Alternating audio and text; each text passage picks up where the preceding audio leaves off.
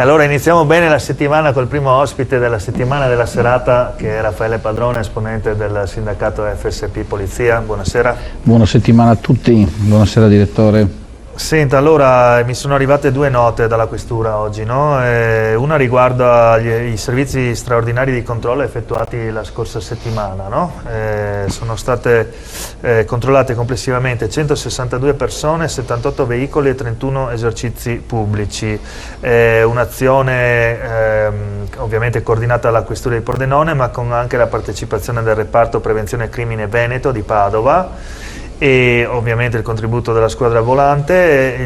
L'obiettivo era contrastare lo spaccio di sostanze stupefacenti, l'immigrazione clandestina e i reati contro il patrimonio, con particolare riferimento ai furti in abitazione e in danno delle attività commerciali. Tanti controlli, passata a setaccio la provincia, però pare che non sia stato trovato nulla, insomma un segnale lusinghiero. Ma questo sono servizi, diciamo, strascici le stragi del sabato sera, e da lì abbiamo cominciato da anni quindi a portare sul territorio questa attività, un'attività che riscontra notevole successo. Lei stesso ha letto il comunicato della questura, ma i dati che io guardo e vedo la mattina sono più che positivi, perché i reati, soprattutto predatori, sono diminuiti. E questo, per questo momento facciamo le corna, scongiuriamo, è un buon segno, anche perché insomma la provincia ultimamente di Pordenone è risultata insomma una delle province più tranquille d'Italia. Ma l'attività di polizia non si ferma, perché oltre a questa attività che viene messa in essere soprattutto dal venerdì al sabato e alla domenica sera, ricordiamo che abbiamo un'attività ancora, e lo avremo comunque per diverso tempo, ma speriamo in fase di diminuzione, quelli che sono i controlli, poi l'attività degli esercizi, dei locali per i controlli Covid.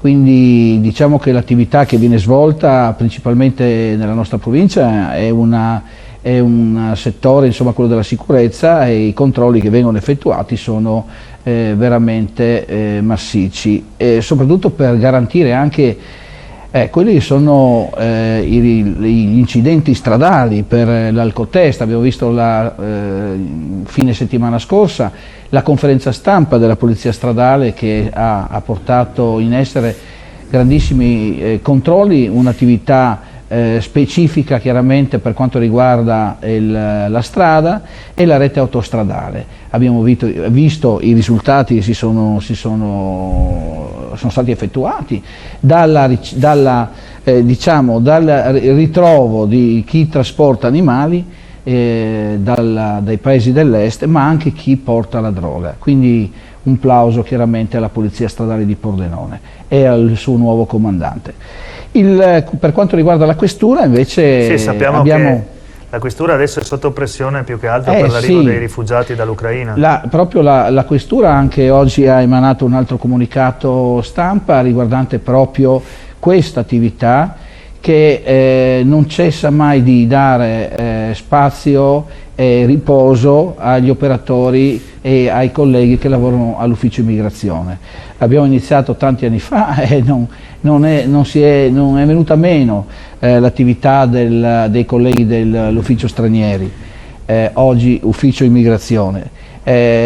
Oggi sono stati addirittura regalati da parte dei bambini ucraini, abbiamo anche le foto che ci sta proponendo la regia. Questi bambini hanno offerto ai colleghi della Polizia di Stato, che in questi giorni stanno accogliendo e stanno verificando tutti gli atti, stanno verificando tutte le posizioni per far entrare nel nostro territorio, nella nostra fattispecie il nostro comune di Pordenone, nella nostra provincia, questi profughi che sono costituiti, come vedete anche dalle immagini, da donne e bambini. Diversamente da come abbiamo avuto fino adesso con entrate di rotte balcanici, uomini, lì sono rimasti a fare la guerra, e quindi i bambini a cui noi avevamo offerto l'ospitalità. Volenti, esatto, bisogna dirlo.